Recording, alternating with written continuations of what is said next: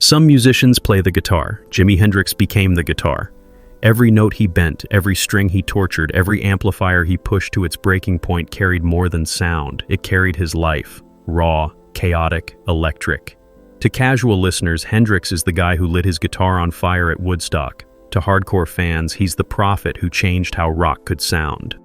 But behind the legend is a boy who grew up in poverty, learned to coax music from a one-string guitar, and rewrote the vocabulary of modern music in just 4 years of fame.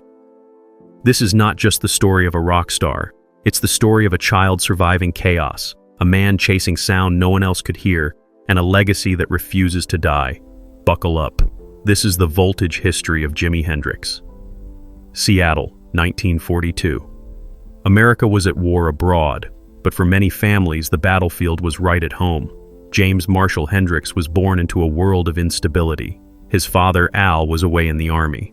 His mother, Lucille, was only 17 and already struggling. When Jimi entered the world, he entered poverty, chaos, and uncertainty. The Hendrix family lived in cramped apartments and poor neighborhoods where racism and poverty dictated every move. Violence and addiction were constant companions. Lucille loved her children but often couldn't care for them. She battled alcoholism and fragile health. Al, when he was around, was strict and unpredictable. As a boy, Jimi stuttered from stress. He often hid in corners, drawing pictures, listening to the radio, and escaping into imagination. He even invented an imaginary friend because sometimes fantasy was more reliable than family. And yet, even in this wreckage, there was music. Jimi found rhythm in the sounds around him. Trains, arguments, footsteps, the static of a cheap radio. Music became his refuge, even before he had an instrument. One string and a dream. When he was about 11, Jimi's father bought him a used acoustic guitar for $5. It had only one working string. To most kids, it would be junk. To Jimi, it was a universe. He carried it everywhere, to bed, to school, to the bathroom. He plucked and bent that lone string until he could play melodies he'd heard on the radio. Elvis Presley, Chuck Berry, Little Richard, their songs lived again on that single wire. Soon, he graduated to a full guitar, though it was still battered and secondhand. Hendrix was left-handed, but his father insisted he play right-handed. Jimi adapted by flipping the guitar upside down and re-stringing it backwards. When his dad was watching, he'd switch hands and pretend to play right-handed. That duality became a hidden strength. Years later, he could switch the guitar between hands mid-performance, dazzling crowds. What started as survival turned into signature style. Growing through chaos. Childhood never got easier. His parents' relationship collapsed in violence and alcohol. Lucille eventually left, and Jimi rarely saw her. When she died of cirrhosis at just 32, teenage Jimi was devastated. He would later write songs like Castles Made of Sand as poetry for the broken home he came from. He found solace in music and painting. He'd sit for hours sketching rocket ships, aliens, and strange landscapes, visions that later shaped the cosmic feel of his stage presence. At school, teachers noticed his talent for drawing and daydreaming, but not much else. He struggled academically and socially. Sports rejected him for being too skinny. Girls intrigued him, but poverty and insecurity made him shy. Only music made him feel powerful. Seattle clubs like the Spanish Castle became his playground. There, young guitarists competed in distortion battles, cranking their amps to dangerous levels. Jimi often lost those contests, but he learned fast and came back hungrier each time. The Army and the Escape. At 19, Jimi's life took a sharp turn. Caught joyriding in a stolen car, he was given a choice: prison or the Army. He chose the Army, joining the 101st Airborne Division, the Screaming Eagles. It was grueling. Parachute jumps, endless drills, mud, exhaustion. Hendrix claimed to fear heights, yet he became an excellent paratrooper. But at night, off-duty, he picked up his guitar in the barracks and played until his fingers bled. There, he met bassist Billy Cox. The two formed a tight musical bond, sneaking out to play at nearby clubs. Soldiers and locals alike were stunned by Hendrix's explosive playing. But Jimi didn't want to be a soldier. He wanted music. Rumors say he faked back pain or exaggerated personal issues to secure a discharge. Officially, he was released in 1962. Unofficially, he was free to chase the only thing that mattered. Hungry in Harlem. Post-Army Hendrix drifted to Nashville, then New York. The early 60s were brutal. He scraped by as a session musician, playing behind others for little or no credit. Some say his guitar is hidden on dozens of anonymous R&B records from that era. He also toured as a sideman for acts like Little Richard, the Isley Brothers, and Wilson Pickett. His wild style often got him fired. He stole the spotlight without meaning to. In Harlem, he fell in love, struggled with poverty, and often slept on friends' couches. His girlfriends sometimes supported him, sometimes left him.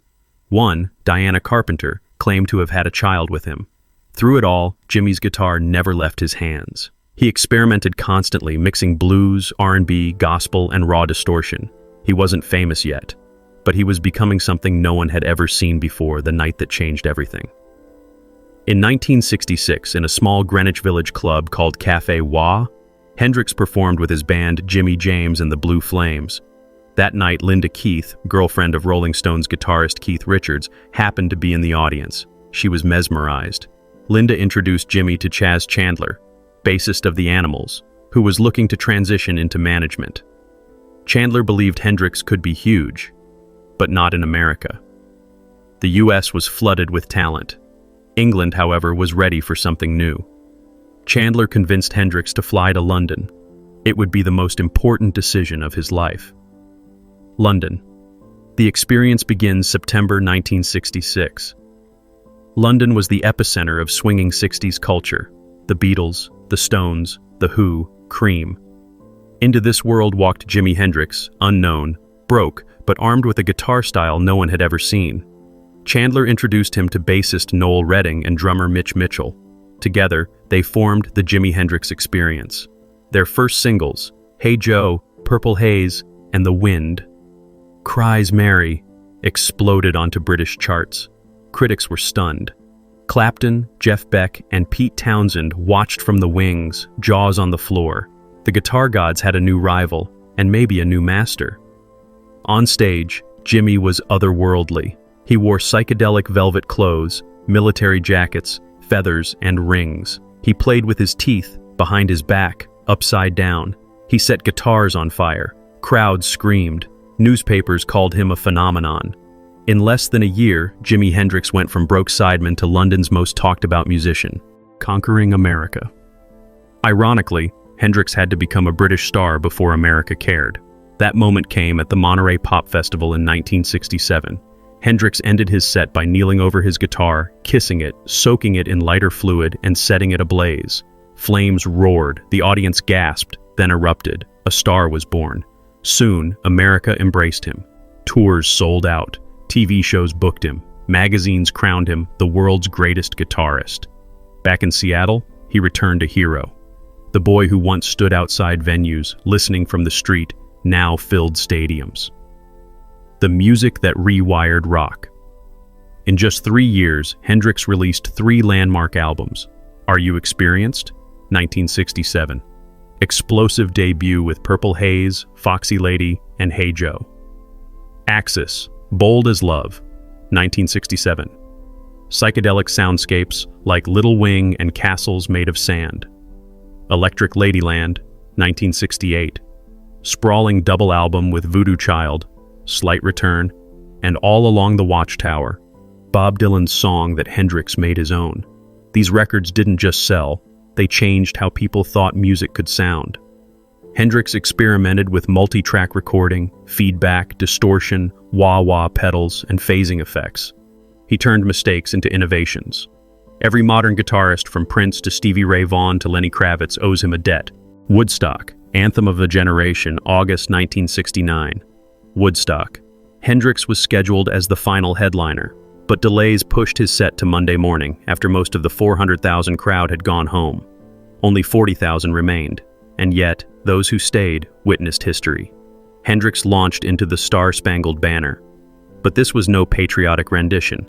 Through feedback, distortion, and shrieking notes, his guitar imitated bombs, sirens, and screams. The sound of Vietnam, the sound of America tearing itself apart. It was protest. It was art. It was Hendrix at his peak. Cracks in the Armor fame brought chaos, drugs, exhaustion, and shady management. His manager, Michael Jeffrey, was rumored to have intelligence ties and controlled Hendrix's finances. Old contracts came back to haunt him. Lawsuits drained energy. His band splintered. Noel Redding quit. Hendrix experimented with new lineups, including the funkier Band of Gypsies with Billy Cox. That project produced brilliant live recordings but fell apart quickly. Still, Hendrix kept searching for new sounds. He built Electric Lady Studios in New York, his personal laboratory. But the pressure of constant touring and endless obligations wore him down. He grew paranoid, convinced death was near. The final days. September 1970. Hendrix was in London with a new girlfriend, Monica Dannemann. He had arguments with management, struggled with exhaustion, and leaned heavily on pills and alcohol. On the morning of September 18th, Monica found him unconscious, having choked in his sleep after mixing sleeping pills with wine. The official cause, asphyxiation. The rumors, everything from assassination to mafia hits to jealous lovers. He was 27, another member of the infamous 27 Club. The legacy of fire. Hendrix's career lasted just 4 years, but in those years, he rewired music. He invented new techniques, feedback as art, the Hendrix chord, wah-wah solos. He fused genres, blues, rock, funk, psychedelia. He turned performance into ritual, smashing, burning, flipping guitars. More than anything, he proved that music could be both deeply personal and explosively universal. His songs carried the pain of his childhood, the chaos of his times, and the hope of transformation. From Purple Haze to Voodoo Child, from Castles Made of Sand to All Along the Watchtower, Hendrix gave rock its most powerful language. Still electric. Today, over 50 years later, Hendrix's music still sounds modern. His influence echoes in Prince, Kravitz, John Mayer, and every teenager plugging into a distortion pedal for the first time. He came from nothing, a broken home, a one-string guitar, and left the world with everything, a new way to hear, to play, to feel. He didn't just play the guitar. He set it on fire, literally and figuratively, and in doing so, Jimi Hendrix became immortal.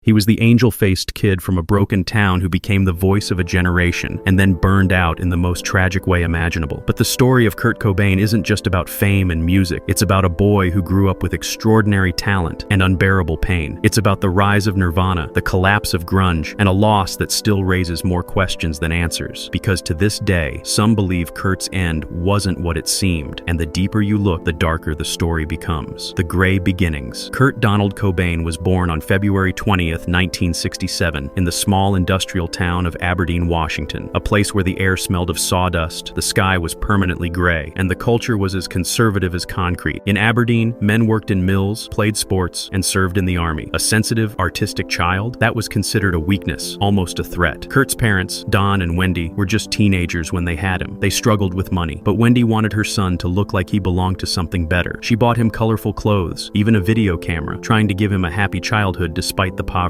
From the very beginning, Kurt was different. By age 2, he was singing Beatles songs he heard on TV. By 4, he was banging on toy drums like he was born for rhythm. Relatives couldn't believe his ear for music. He could hear a melody once, then repeat it on piano without a single lesson. But along with the talent came something stranger. Kurt invented an imaginary friend named Bada. He spoke to him, played with him, treated him as real. His parents grew worried about gossip in their small town, so one day they told Kurt that Bada had gone to fight in Vietnam. Kurt stopped speaking to his invisible friend, but he never forgot him, and decades later, Bada's name would appear again in the most chilling way possible. Broken home, broken child. When Kurt was 9, his world fell apart. His parents' marriage collapsed in violent arguments. His once loving family split, and Kurt was forced to choose who to live with. He picked his father, Don, but instead of stability, he got a life of constant change. Don dated different women, eventually remarried, and gave more love to his new stepchildren than to Kurt. The boy who once sang and laughed turned quiet, angry, and withdrawn. At his mother's home, things were no better. Her new boyfriend was aggressive, and Kurt disliked him. Wherever he went, he felt like an unwanted guest in his own family. He began to draw disturbing pictures, isolate himself, and show signs of deep sadness. Doctors diagnosed him with hyperactivity and prescribed medication to calm him. Some fans later claimed this was the beginning of his destructive relationship with substances. Others say the real problem was emotional neglect, not biology. Either way, the cracks were widening. By his early teens, Kurt had already told classmates, "I'm going to be a famous rock star, and then I'll die at 27. At the time, people laughed. Later, it felt like prophecy. Teenage years, outcast, and rebel. At 14, Kurt was already experimenting with alcohol and other risky habits. He vandalized property, got into trouble, and was arrested more than once. In school, he drifted away from sports, failed classes, and spent all his time drawing grotesque cartoons or blasting punk rock. One of the biggest myths around Cobain comes from this time, the claim that he lived under a bridge in Aberdeen. He even wrote about it in interviews and later in songs. The truth? He never really lived there. Too fragile, too weak to survive in such conditions. Friends said he sometimes smoked or hung out under the bridge, but mostly he crashed in garages, abandoned houses, or on couches. Yet the story of the boy under the bridge became part of his legend, blurring reality and self-created myth, something Kurt often did. By his mid-teens, he had a guitar from his Uncle Chuck. Music became his only real escape. When everything else seemed hostile, music gave him power. But he was already carrying that strange obsession with death. He told people, "I'll go out like Hendrix." At 27, it was both bravado and something darker, almost as if he was writing his own script. Birth of Nirvana. In the mid-80s, Kurt met Krist Novoselic, a tall, goofy bass player with a similar sense of humor. Together, they began jamming in shabby apartments and garages. One infamous spot was the so-called Pink Apartment, walls painted pink, filled with chaos, music, and strange art. This was where Kurt began writing the songs that would change the world. Their early gigs were disasters. At one party, Krist smeared himself in fake blood and caused a scene while Kurt kept playing. The crowd was horrified, but word spread. This band was wild,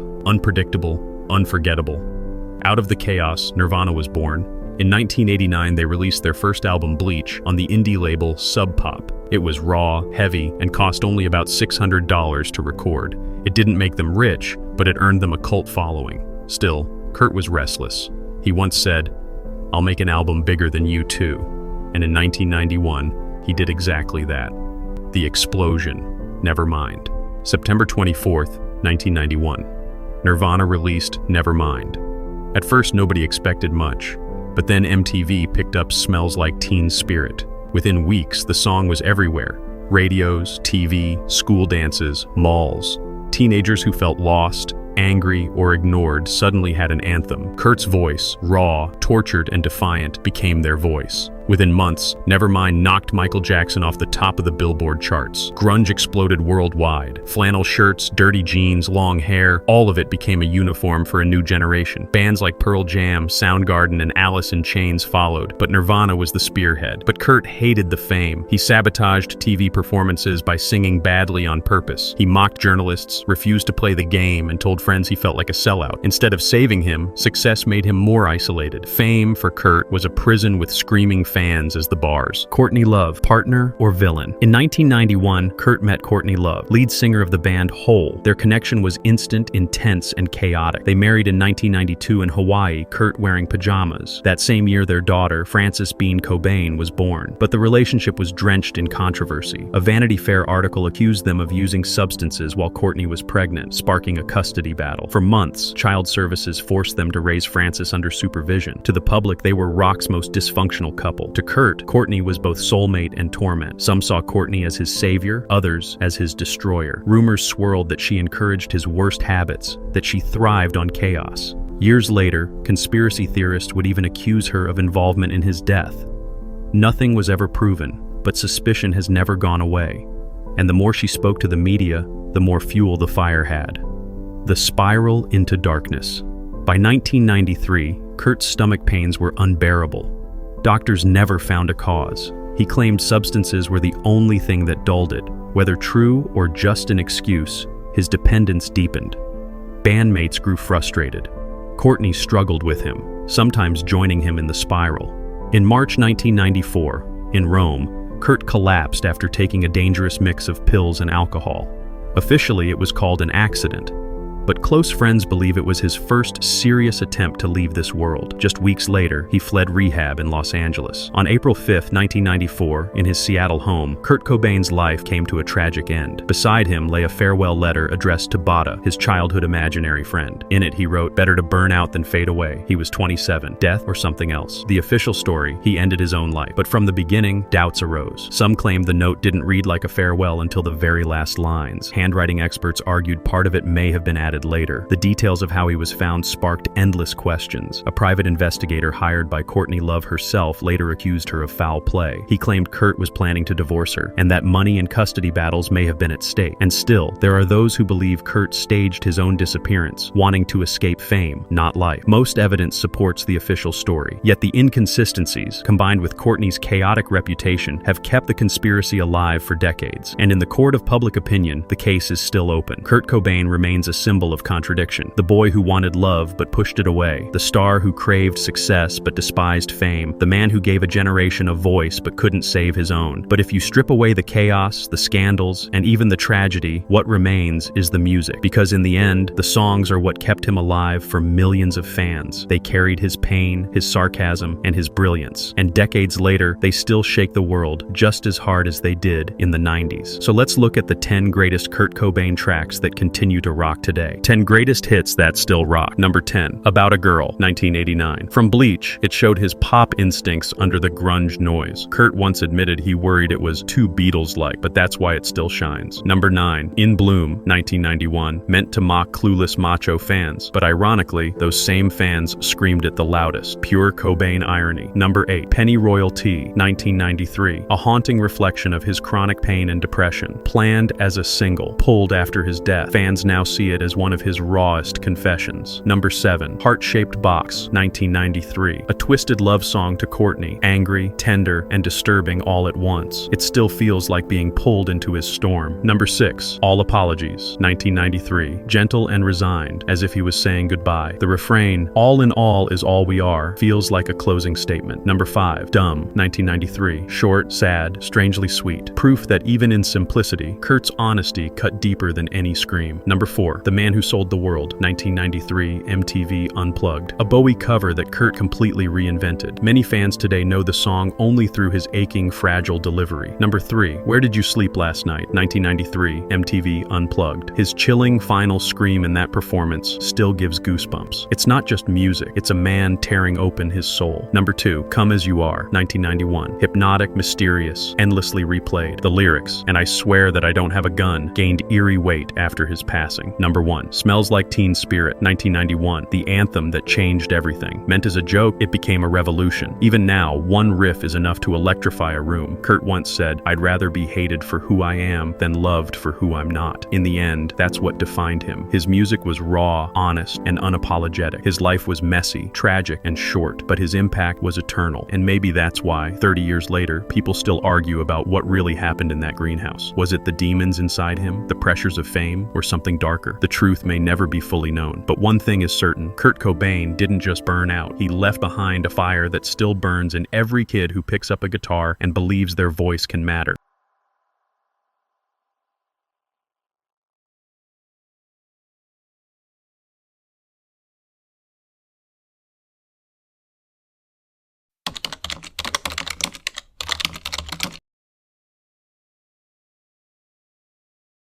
She never fronted a guitar band. She didn't roar over Marshall stacks. But she lived like a rock legend, wrote like a confessional poet, and burned through fame with the same white-hot intensity as the icons of the 27 Club. This is the story of Amy Winehouse, the rock star who wasn't rock. In suburban North London, Amy wasn't the quiet kid in the corner. She was Hurricane Amy. Pranks, scraped knees, unstoppable energy. The only person who could calm the storm was her grandmother, Cynthia. Old school, elegant, sharp as a tack, and the unlikely architect of Amy's future image. Cynthia spun retro vinyl, 50s and 60s soul, girl groups, jazz divas, then gave mini lectures about the artists and the era. Amy soaked it all up. The eyeliner, the beehives, the drama, the heartbreak. Long before the world met her, the template was set. Vintage sound, modern bite, and a rebellious streak that never really switched off. At school, the same wild energy clashed with rule. Teachers saw behavior issues. Amy felt misunderstood. When life pressed in, she sang under her breath, a self-defense mechanism that would become a career. Theater classes helped. Once the lights hit, she felt centered. There was never a straight path from prodigy to model student. Amy lived in conflict between control and chaos, stage lights and shadows. That tension, that refusal to play it safe, is exactly what made her feel like rock and roll. Even if the soundtrack was soul and jazz, the sound of the early 2000s was polished and cautious, designed more for radio comfort than raw emotion. Then Amy arrived sounding like a time capsule cracked open. Jazz phrasing, soul ache, and a front-row attitude borrowed from punk clubs, not supper clubs. She didn't fit the mood boards, that was the point. Where others chased airbrushed perfection, Amy chose imperfection that cut deeper. Breath in the mic, a laugh mid-take, a line that felt too honest to be safe. She didn't wear trends, she weaponized. Before she took flight, I sung a lullaby of birdland. Amy Winehouse didn't creep onto the music scene. She burst in like someone who had always belonged there. In 2003, at just 20 years old, she released her debut album, Frank. The title itself was a statement. This was going to be brutally honest. No sugarcoating. No disguise it. The sound was steeped in jazz and neo-soul. Amy grew up listening to her dad's Sinatra records and idolizing legends like Sarah Vaughan, Dinah Washington, and Ella Fitzgerald. On Frank, you could hear those ghosts in her phrasing, the way she could stretch a single syllable into something aching, sarcastic, or playful. But it wasn't imitation. It was something new, raw, and undeniably her. Songs like Stronger Than Me showed her wit, cheeky, sharp, and unafraid to call out weak men. Take the Box was heartbreak, dressed as confession, as if the diary pages had been set to music, and In My Bed hinted at the darker, more turbulent themes that would come to define her later work. The critics loved it. Frank earned her nominations for the Mercury Prize and the Brit Awards. It didn't sell in massive numbers at first, but it positioned Amy as a force, a jazz singer who didn't play by the rules, who sang like an old soul but lived like a young rebel. Looking back, Frank feels like the calm before the storm. It captured Amy before the tabloids, before the chaos, when her voice was still the loudest thing about her. I'm to regret, kept his dick wet. 3 years after Frank, Amy Winehouse returned with an album that didn't just elevate her career, it rewired modern music. Back to Black wasn't just a record, it was a confession, a collapse, and a resurrection, all at once. The collaboration with producers Mark Ronson and Salaam Remi was lightning in a bottle. Ronson gave her a retro canvas, horns, strings, Motown rhythms straight out of this. Salaam Remi added grit and swagger. But it was Amy who filled that canvas with blood and smoke. Her lyrics were fearless, funny one moment, devastating the next, always disarmingly honest. The lead single, Rehab, was pure defiance. They tried to make me go to rehab, I said no, no, no. It sounded like a joke, but it wasn't. It was Amy laughing at her own downfall, turning her pain into a hook that became a worldwide anthem. Critics and fans couldn't look away. Then came the Heartbreakers. Love is a Losing Game, a song so fragile even Prince later covered. Tears Dry on Their Own, built on a Motown sample, where she sang of love's wreckage with a smile hiding in the cracks. And the title track, Back to Black, was pure devastation. The sound of someone walking willingly into the darkness because the light was gone.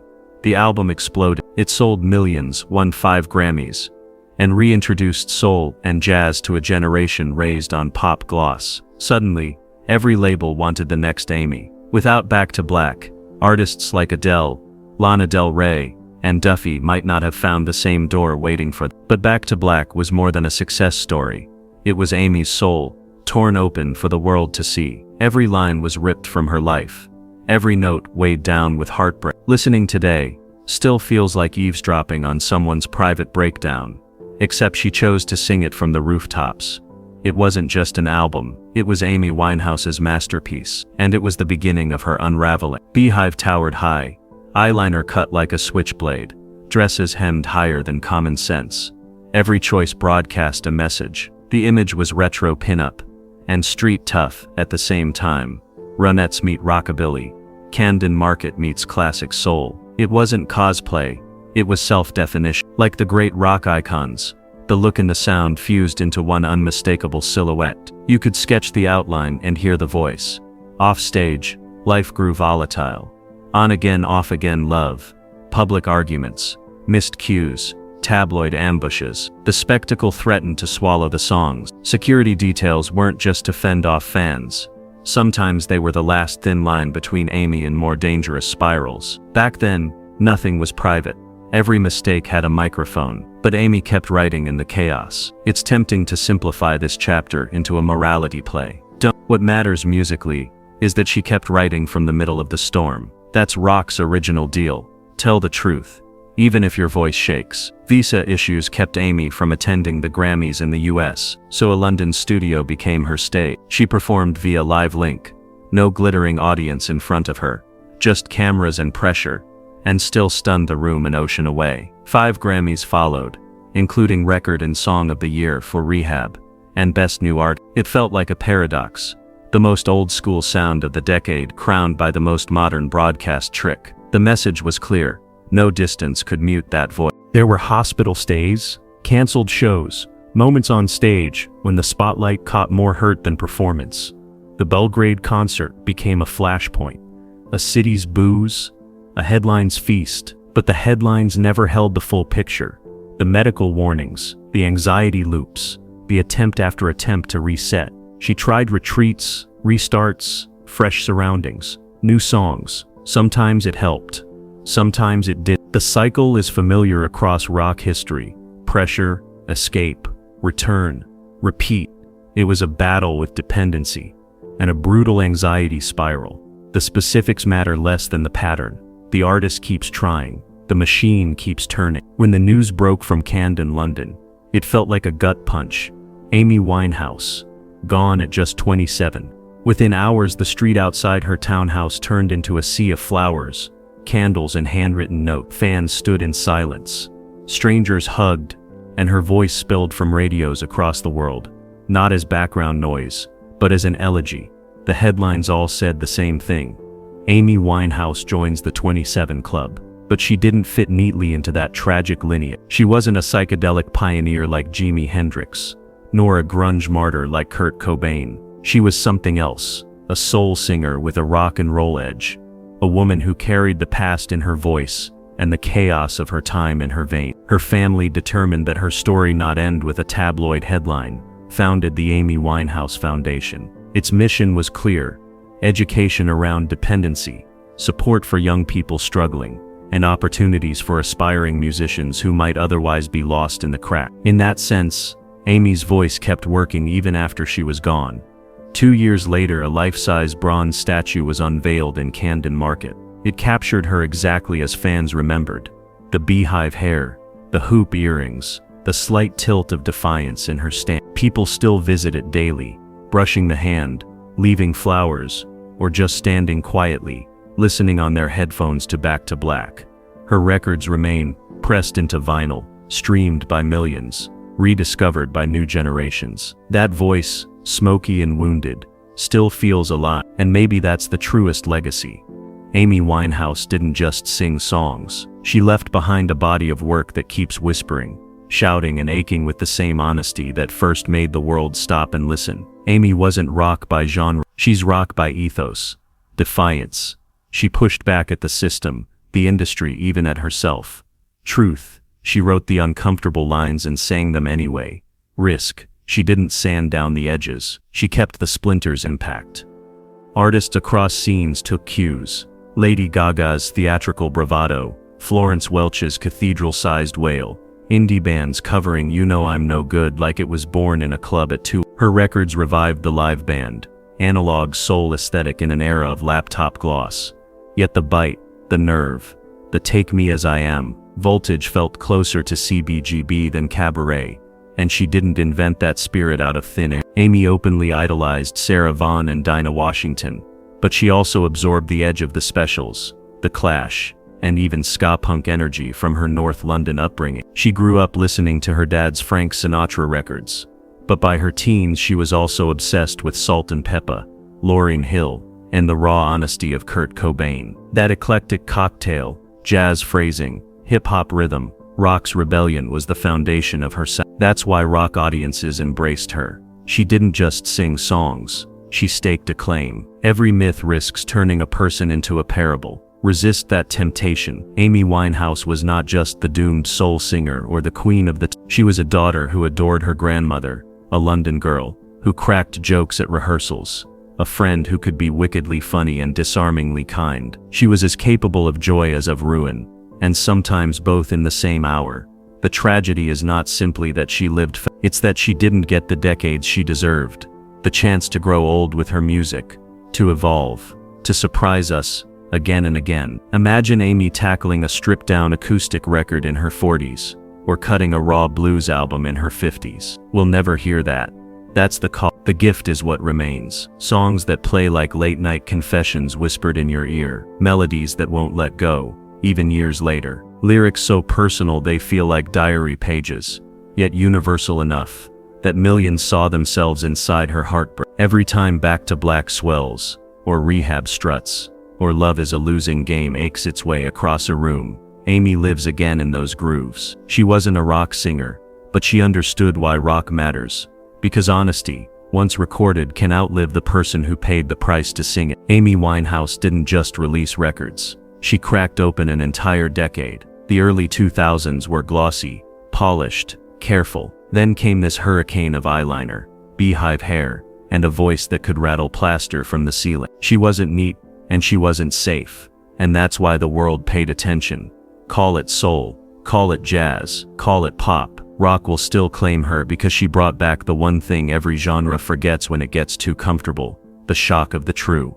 That's Amy's legacy. Not the scandals, not the tabloid headlines, but the courage to walk on stage, open her mouth, and let the storm inside her become music. It's messy, it's glory, and it's why Amy Winehouse will never fade into history. She will always feel present, alive, one verse away from breaking your heart all over again.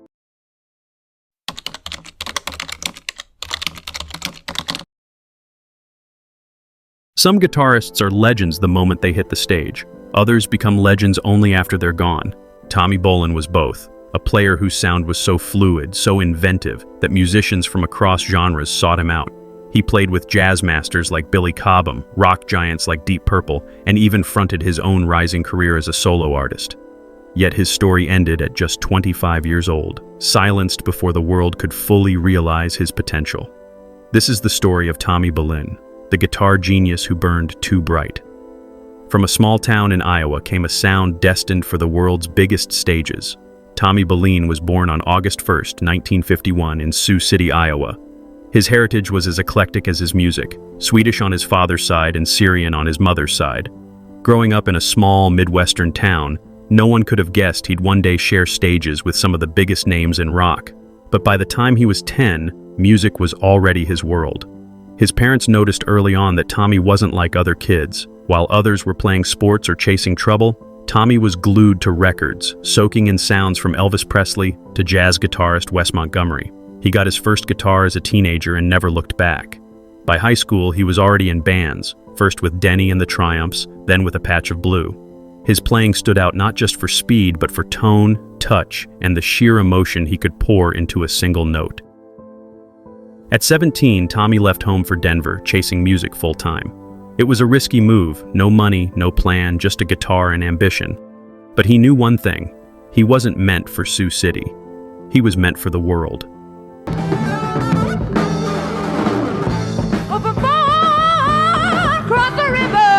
A broken string of fate, opening for Led Zeppelin, put him on the map. Denver was the launching pad. In 1969, Tommy joined Zephyr, a blues rock band with powerhouse vocalist Candy Givens. Their self-titled debut album featured Tommy's fiery guitar, and though critics were lukewarm, live audiences saw the spark immediately. Zephyr wasn't just a local act, they landed gigs opening for legends, including Led Zeppelin. Tommy's style was impossible to ignore. He wasn't just copying Clapton or Page, he was blending blues, jazz, psychedelia, and sheer experimentation into something entirely his own. Fans who saw him in those years talk about solos that felt like journeys, shifting from delicate whispers to volcanic eruptions in seconds. But Zephyr never broke through nationally. Internal struggles, management issues, and Candy Givens' unpredictable performances held them back.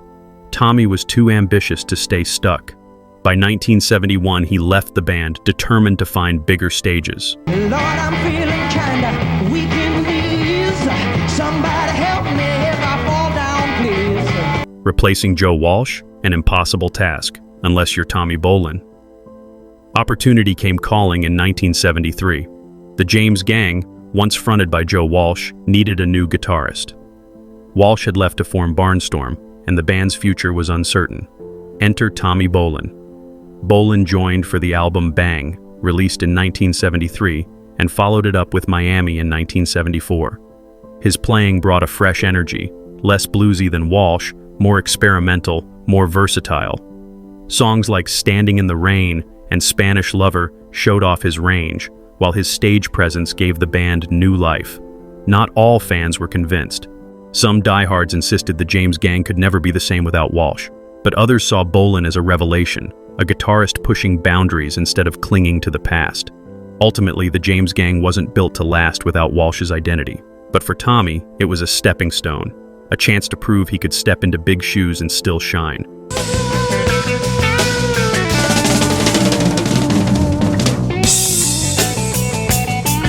One record turned him from a rock guitarist into a musician's musician. If James Gang showed Tommy could play rock, Billy Cobham's Spectrum proved he could play anything. Released in 1973, the jazz fusion masterpiece featured Cobham on drums, Jan Hammer on. Stepping into Ritchie Blackmore's shoes could have broken anyone, but Tommy rewrote the script.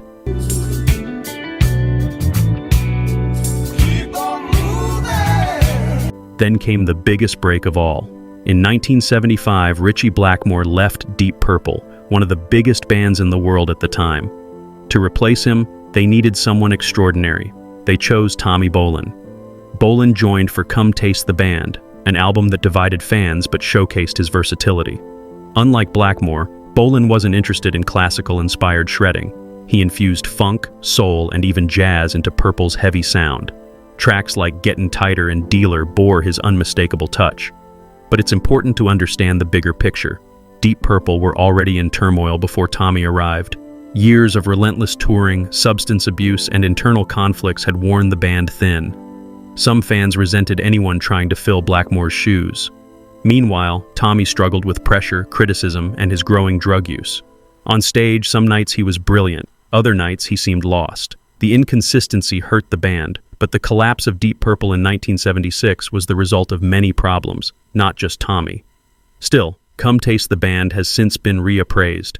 Many now see it as an underrated gem, and Tommy's work on it as bold, fearless, and ahead of its time.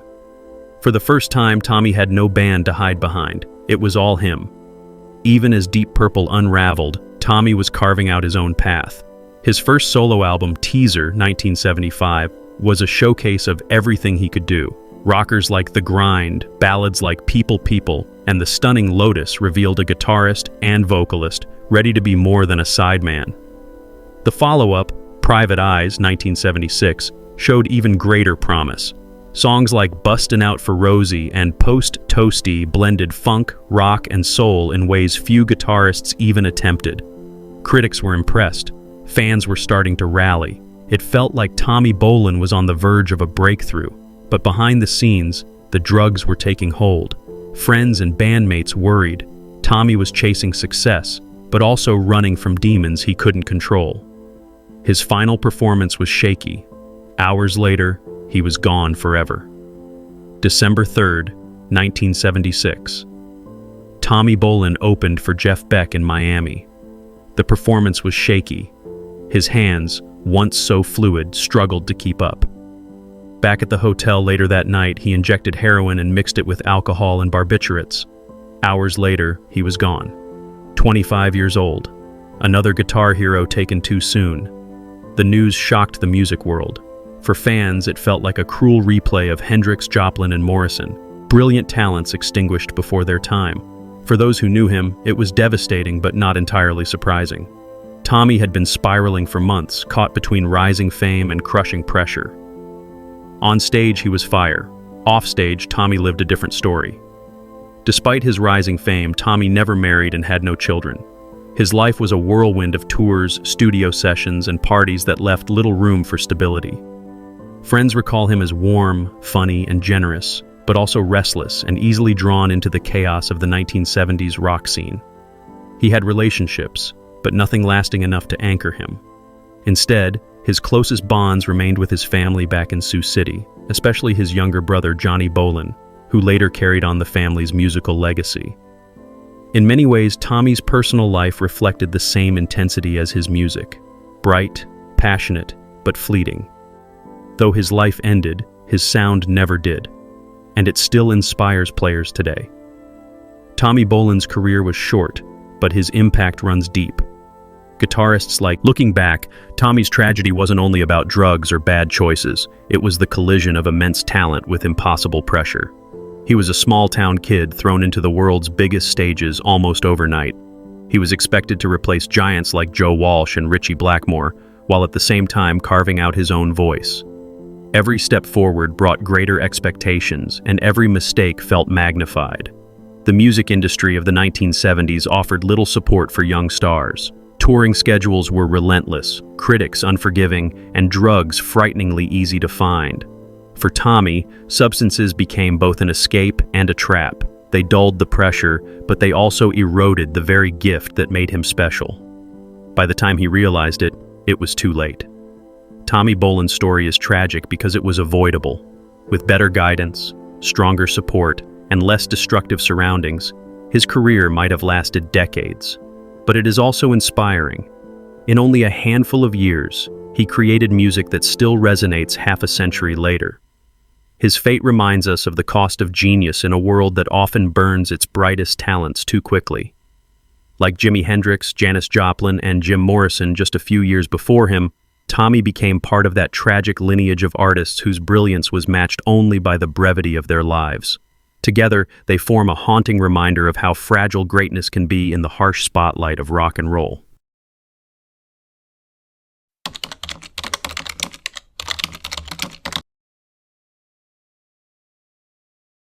Jim Morrison was far more than a rock singer. He was a poet, a rebel, and a man who could set a crowd on fire just by walking on stage. To some, he was a genius who spoke the truth others were afraid to say. To others, he was a dangerous troublemaker, a symbol of everything America feared about its youth. Even 50 years after his death, the mystery around him hasn't faded. Was he an artist or a provocateur, a prophet or a self-destructive hedonist? Maybe he was all of these at once. This is the story of how the leader of the Doors became the Lizard King, and why his name still sets the world on fire. Jim Morrison was born in 1943 into a strict military family. His father, George Morrison, rose to become a U.S. Navy admiral, and discipline was the language of the household. The family moved constantly, following Navy orders: Florida, California, Virginia. Jim never had a stable home or long-term friends, but he had books.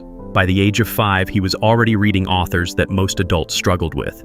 He memorized poetry, explored mythology, and fell in love with the strange and mysterious. Then came a turning point. On a road trip in New Mexico, young Jim witnessed a car accident involving Native Americans. He later said he saw the souls of the dead float into his body. Whether it was imagination or trauma, he carried that vision for life. He mentioned it in interviews and even in lyrics, calling it the moment that defined him. That early mix of intellect, mysticism, and darkness would later explode on stage in ways the world had never seen. At UCLA, Jim studied film, but his real passion was words. His short films confused professors, too abstract, too chaotic. But his notebooks were overflowing with poetry, surreal, violent, beautiful. After dropping out, he drifted to Venice Beach, sleeping on rooftops, writing verse, and living like a drifter. There, fate intervened. He ran into Ray Manzarek, a classmate and musician. Jim read him some of his poems. Ray was stunned. He didn't just hear words, he heard music waiting to be unleashed. Soon they brought in guitarist Robbie Krieger and drummer John Densmore. Together, the four created The Doors. The name came from Aldous Huxley's The Doors of Perception, inspired by poet William Blake's line, "If the doors of perception were cleansed, everything would appear infinite." It was the perfect symbol for what they wanted to do, not just make songs, but open portals in people's minds. By 1967, The Doors were no longer just a local club act. Their self-titled debut album shook the American music scene. The raw intensity of Break On Through was like nothing else on the radio, and Light My Fire turned into a phenomenon, racing up the Billboard charts and holding the #1 spot for weeks. The mix of Manzarek's hypnotic organ, Krieger's flamenco-inspired guitar, and Morrison's magnetic voice created a sound that felt both dangerous and irresistible. Their sudden success landed them an invitation to perform on The Ed Sullivan Show, the most influential television program in America. For young bands, it was the ultimate career boost. A single performance could launch you into superstardom. But the show also came with strict rules. Producers carefully reviewed lyrics and stage behavior to avoid offending Middle America. During rehearsal, the producers stopped the Doors when they heard one particular line in Light My Fire. "Girl, we couldn't get much higher." They worried the word higher sounded like a drug reference. They told the band, change it, replace it with better or inspire. Without it, they said, you won't go on the air. The band nodded politely. They agreed. But Jim Morrison wasn't the kind of man to bend under pressure. When the cameras started rolling live, he walked up to the microphone, looked directly into it, and sang the lyric exactly as written. "Girl, we couldn't get much higher." He didn't mumble it. He didn't hide it. He leaned into the word higher with a little smile, almost daring the producers to stop him.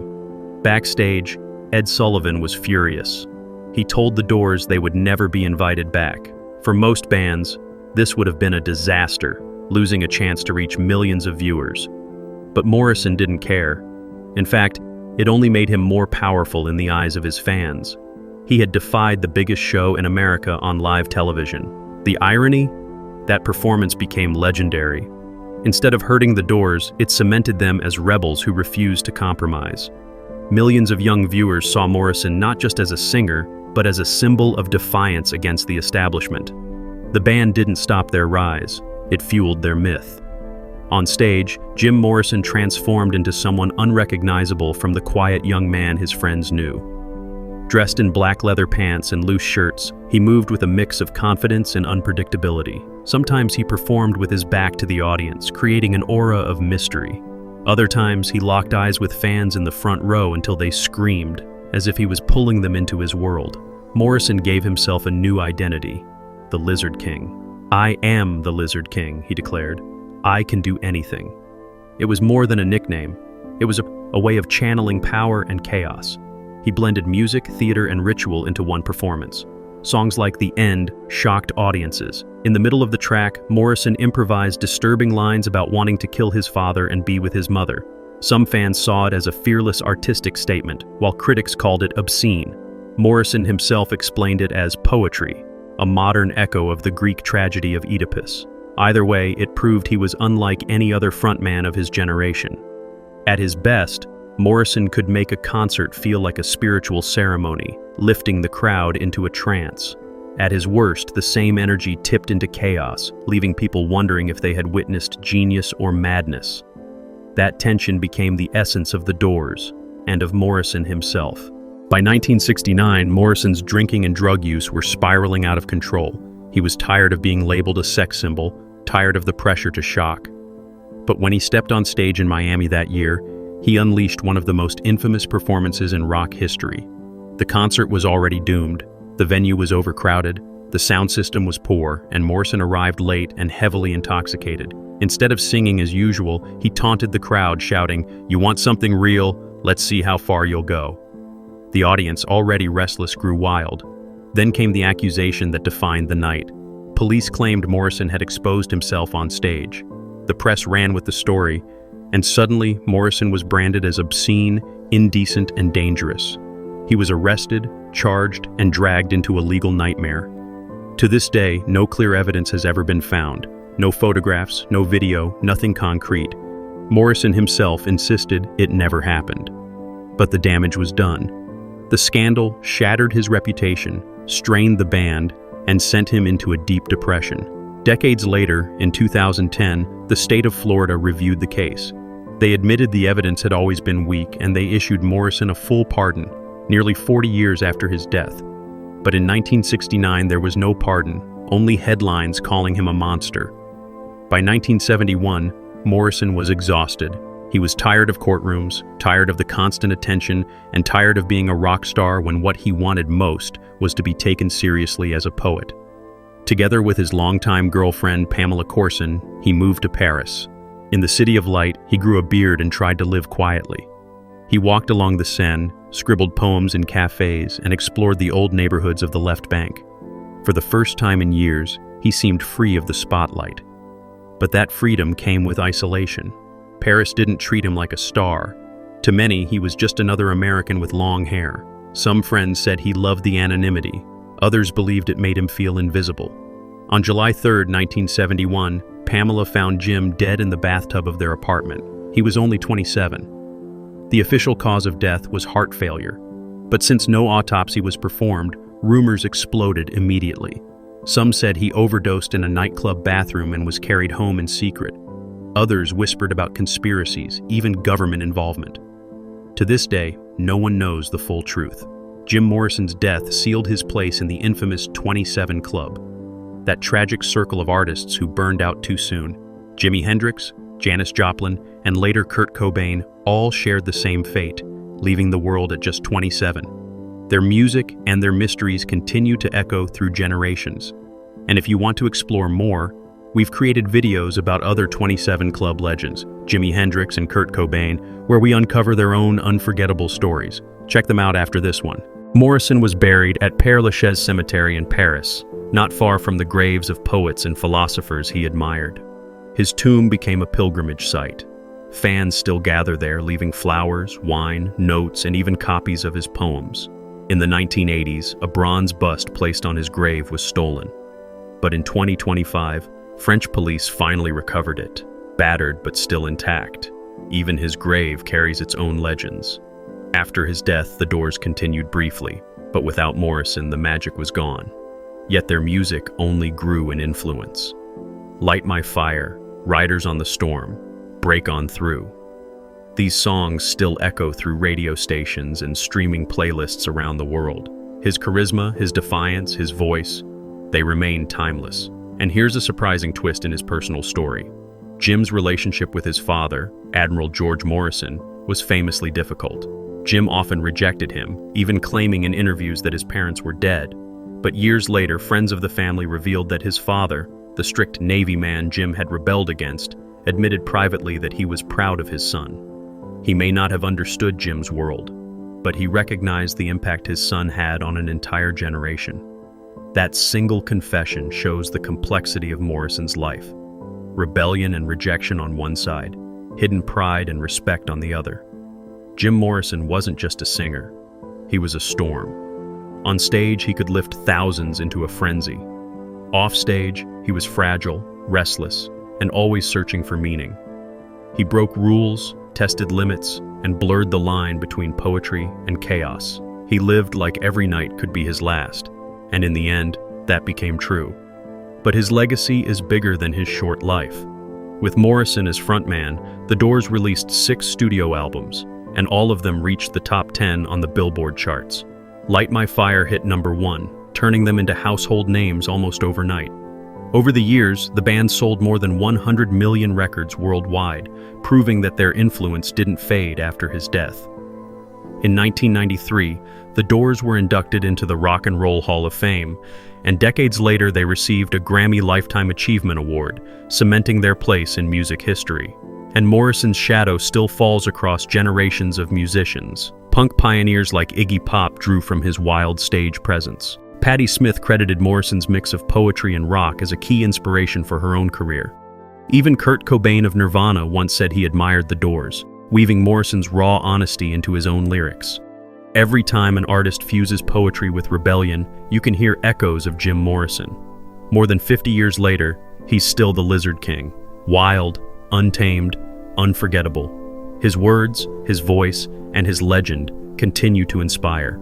And perhaps that's the greatest truth about Jim Morrison. He never truly died. He just walked through another door.